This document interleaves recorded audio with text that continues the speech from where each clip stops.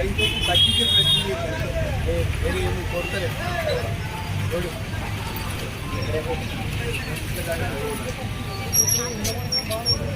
Side కూడా తగ్గిస్తే సరిపోతుంది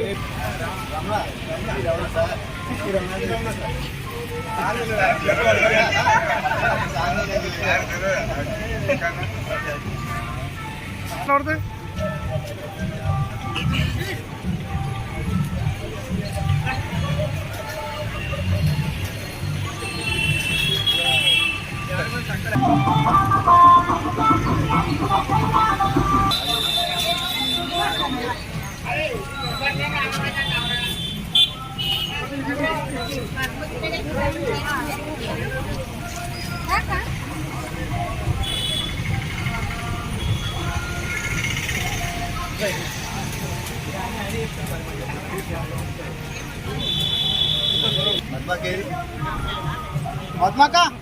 పద్మకాటే చేతి గుర్తుకే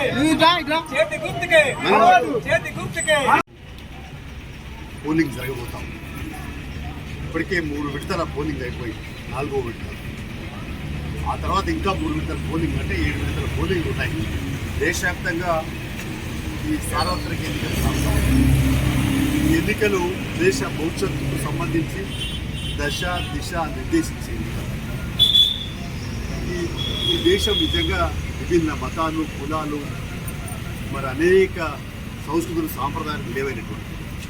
అయితే మోడీ వచ్చిన తర్వాత మొత్తం లౌకిక వ్యవస్థకే భంగం కలిగిస్తూ ఉన్నాడు. మతాల మధ్య కొట్లాటలు పుట్టిస్తూ ఉన్నాడు. ముస్లిం రిజర్వేషన్ రద్దు చేస్తూ అంటున్నాడు. అంటే రకరకాలుగా ఈ మత చిచ్చు పెట్టేటువంటి పరిస్థితి తీసుకొస్తూ ఉన్నాడు. అసలు ఈ దేశ సమగ్రతకే సమైక్యతకే ముప్పు వాటికే ప్రమాదం ఉన్నది. రాజ్యాంగాన్ని మారుస్తా అంటే ఇక పౌరాకులు ఉన్నాయి.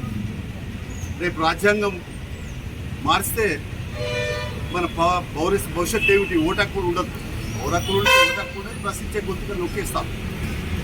అందుకనే ఇవాళ మనం రాజ్యాంగాన్ని రక్షించుకోవాలన్నా, లౌకిక వ్యవస్థను కాపాడుకోవాలన్నా, ప్రజాస్వామ్యాన్ని మొదట నిలబెట్టుకోవాలన్నా, రక్షించుకోవాలన్నా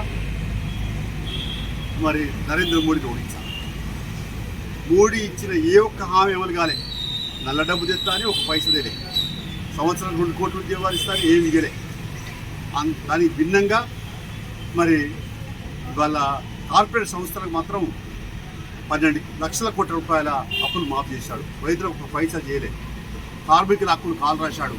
అందుకని అమాలి కార్మికులు, రిక్షా కార్మికులు లేదా మరి భవన నిర్మాణ కార్మికులు, మరి అసంఘటిత రంగ కార్మికులు అందరూ కూడా ఆలోచించుకోవాలి. ఇవాళ ఏంటంటే 44 కార్మిక చట్టాలను రద్దు చేసి 4 కోట్లకి విధించారు. ఇక ఎస్సీ బీసీ మైనార్టీలకు సంబంధించి సామాజిక న్యాయం కొరబడి ఇలాంటి అనేకమైనటువంటి నరేంద్ర మోడీ ప్రజా వ్యతిరేక విధానాలను మరి ఎండగట్టాలంటే లేదా నరేంద్ర మోడీ గుణపాఠం చెప్పాలంటే నరేంద్ర మోడీ ఓడించాలి. అంటే బీజేపీని ఓడించాలి. అంటే బండి సంజయ్ కూడా పార్లమెంట్ సభ్యుడిగా, ఆయన పార్లమెంట్ సభ్యుడిని చాలామంది తెలియకపోవచ్చు. అలాంటి దుస్థితి ఉన్నది. ఆయన నోరు తెరిస్తే బూతు మాటలు తప్ప వేరే మాటలు మాట్లాడే పరిస్థితి లేదు. సభ్య సమాజం సాధించుకునే పరిస్థితి ఉంటుంది. అందువల్ల అట్లా ఓడించడం తప్ప మార్గం లేదు. ఆయన ఏం చేసేది లేదు. అందువల్ల మన పొన్నం ప్రభాకర్ కార్పొరేట్ మన ఏది దానికి మన పాస్పోర్ట్ ఆఫీస్ తీసుకొచ్చినాడు, లేకపోతే రైలు తీసుకొచ్చినాడు, ఇలాంటి కొన్ని చేసిన ఇది వేసి తెలంగాణకు కొట్లాడినాడు. ఎందుకంటే ఇక ఈ టీఆర్కి సంబంధించి మనం చెప్పనక్కర్లేదు. కేసీఆర్ అహంభావం అహంకారమే. ప్రత్యేక తెలంగాణ కొరకు సిపిఐ పోరాడింది, కాంగ్రెస్ పార్టీ ఇచ్చింది. అయినా కూడా మరి కేసీఆర్ ఏదో ఆ ఆకాంక్షలను నిరోధకరించాడు. బీజేపీ కూడా విభజన హామీలు అమలు చేయలేదు. కాబట్టి ఇలాంటి నేపథ్యంలో ఆ రెండింటిని ఓడించాలా. ఇప్పుడు కాంగ్రెస్ ప్రభుత్వం వచ్చింది, రేవంత్ రెడ్డి ప్రభుత్వం. అది కొద్దిగా 140-30 రోజులు 50 రోజులు కూడా కాలేదు. అయినా కొన్ని ప్రజాపాలన అందిస్తున్నది. అహంభావం లేని, అహంకారం లేని ప్రజాస్వామ్య పద్ధతుల్లో పరిపాలన సాగుతున్నది. ఇంకా యువకుడు నేను బాగా చేస్తా అని చెప్పి ప్రజలకు హామీ ఇస్తున్నాడు. మాట నిలబెట్టుకునేటువంటి నమ్మకం యావత్ మంది ప్రజల్లో ఉంది. కాబట్టి మరి ఆయన బలం చేకూరాలంటే, అంటే కాంగ్రెస్ ప్రభుత్వానికి బలం చేకూరాలంటే పార్లమెంట్లో మెజార్టీ సీట్ గెలవాలి. కేంద్రంలో కూడా కాంగ్రెస్ గవర్నమెంట్, యూపీఏ అంటే ఇండియా గవర్నమెంట్, ఇండియా కూటమి గవర్నమెంట్ వస్తే బాగుంటుంది. ఇండియా కూటమిలో కూడా సిపిఐ వామపక్షాలు ఉన్నాయి. కాబట్టి తప్పనిసరిగా ఇండియా కూటమి గెలవాలి.